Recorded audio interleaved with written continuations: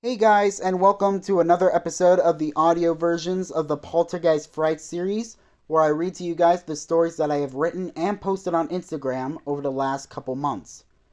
So today, I'm going to read to you guys one of my shorter horror stories called Don't Look Out the Window. And without further ado, let's get started. Don't Look Out the Window. I love a good horror story. Hell, I didn't become one of the best selling authors since Stephen King because of some dare. However, one thing I love even more than horror writing is exploring the unknown, the spooky, the downright terrifying. I love staying in those famously haunted places to write my next book. My excitement was no different as I slowly drove my car into the driveway of my next home for the week, called Windowpane Manor. The place was the size of a large mansion, but despite its name, there was no window in sight. I heard the legends surrounding this place, saying that whoever stays here breaks their one rule. Before coming here, I was given the same simple rule to follow. Don't look out the window.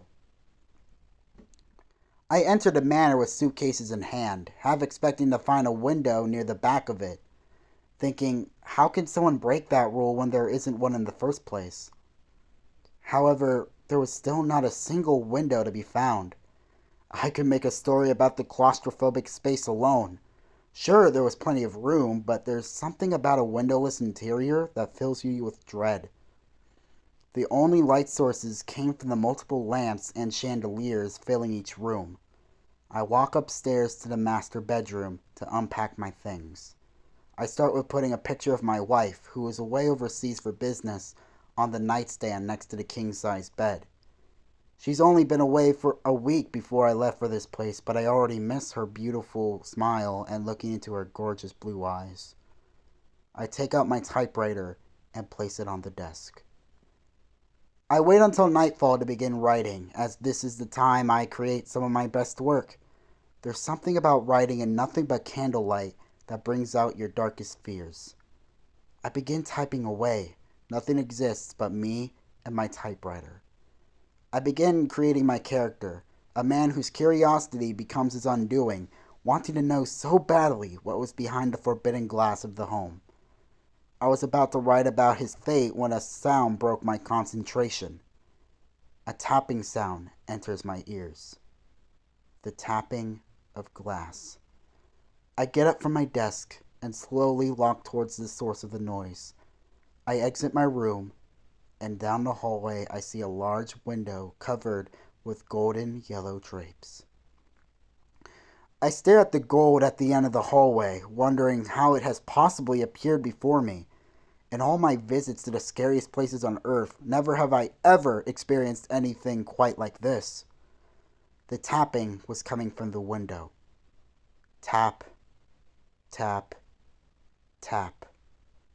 I find myself walking towards the drapes, mesmerized by both the beautiful yellow and the rhythmic tapping. Tap, tap, tap. Am I going to find out what happened to those people who didn't heed the warning? What sort of secrets was one window hiding? I see my hand reaching for the curtains, about to open it. It was as if my limbs had a mind of their own. Something inside me was begging to know what was on the other side of the forbidden glass. Suddenly, I hear a crash coming from my room. The tapping has suddenly stopped. I turned away from the window, its spell somehow leaving my body. When I enter my room, I see my typewriter on the ground. I pick it up, searching for any sort of damage it might have gotten from its fall. I couldn't see anything seriously wrong, but I noticed that on the sheet of paper there was something I didn't recall typing. Don't look. He's always watching. Always waiting. I placed my typewriter back on the desk and went to the hallway to search for anyone that might have broken in the manor. Upon my search, I didn't see anyone, but I also noticed something else when I looked down the hall. The window had disappeared. I went back to my writing, trying to decide on the character's fate. I haven't been able to get back to the type of concentration I had earlier in the writing process. I was too distracted by the thoughts of the disappearing window and the warning I received. I believed I was going crazy. What exactly happens to those that look out that mysterious pain? I was just about to begin typing again when I hear a familiar rhythm coming from the hallway. Tap, tap, tap. I popped my head to look, and what I saw filled me with immense dread. The golden drapes have returned. I slammed the door and sit on the edge of my bed, trying to catch my breath. What is happening around here? The tapping begins getting louder. It was like something was trying to escape. I covered my ears, trying to drown out the sound, but I could still hear it. Tap, tap, tap. I grab my pillow and wrap it around my head. I can still hear it. It won't stop. I felt like my head was about to explode. Fear could be felt in every inch of my body, and I was shaking uncontrollably. I felt my sanity becoming non-existent, and before I knew it, I began to let out a blood-curdling scream. Suddenly, the tapping stopped. Nothing but a peaceful silence. I sit up, exhausted from what just occurred, but relieved that the torture finally ended. I lie down on my soft pillow and close my eyes for a much-needed sleep. I opened my eyes at 3 a.m, awoken by a familiar sound, but it wasn't the tapping of the window. It was a voice. A soothing, soft voice. It was the voice of my wife. I fought through the grogginess upon waking, and I was able to make out what she was saying. "Help me." I get up from my bed and exit my room. I look around trying to find my wife, but I couldn't find her. Only where her voice was coming from. The window. I walked towards the window and I once again reached for the drapes to save her. I hesitated at the last moment, debating whether or not this was real, if this was just me going crazy. I was about to turn back to my room, but before I even took a step, I heard my wife screaming, like there was someone or something torturing her. Breaking through any kind of doubt that was real, I ripped my drapes open. I look through the window and I see my wife's blue eyes. She begins to smile her beautiful smile. However, her smile kept getting wider and wider. More and more eyes began to open. I couldn't move. It was like I was glued to the floor.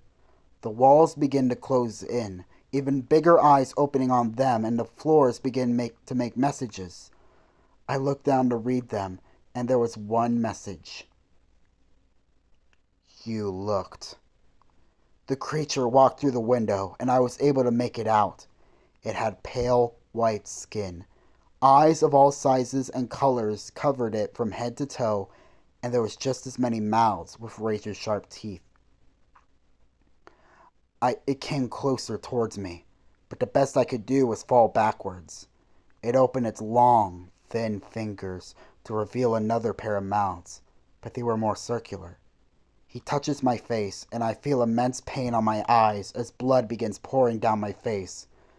As this was happening, I began hearing more voices. They sounded as if they were pleading with the monster to spare me from whatever it was he was doing. When the monster pulled its hands away, I was looking at myself, bloodied and in large circles where my eyes should be. The monster stole my eyes and was making me watch myself as he began to feast on the rest of my body.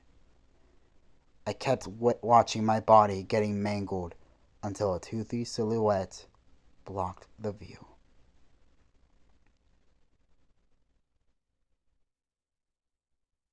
Okay, I'm sorry for the pause. I mean, dang. I know I wrote that, but oh my god. Oh my gosh. All right. Yeah, okay. So, that was Don't Look Out the Window. I gotta say, I'm gonna say oh man, I'm speechless, dude. My gosh. All right, so first of all, I do apologize for pausing or hesitating near the end a bit. I lost my place a little bit there, but I think despite that, I'd say that was a pretty good read. I think that was. I feel like yeah, that was a really good read. I think this is the one I enjoyed most reading. If I'm being honest, this was the most enjoyable read I've had thus far. Okay, so that was it. So let's see. Like, okay, you know what? Yeah, I'm gonna. Okay, so ladies and gentlemen, I'm gonna take a break over the weekend. But on Monday, I'm going to be reading my last story of the season. And then, let's see, if I'm doing the math right, as soon as I'm done on that one on Monday, the next group of audio versions, if I'm doing the math right, I think June. Don't hold me up on that. I think it's June because I'm gonna start doing another poll for another story on January and then start writing on February, and I do I try to do 4 stories for 4 months. So probably June if I'm doing the math right.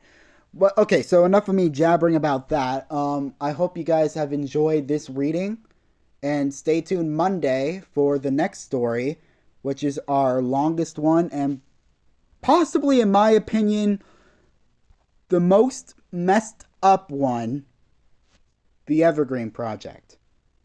Okay, so ladies and gentlemen, thank you so much for watching, and I'll see you guys on Monday.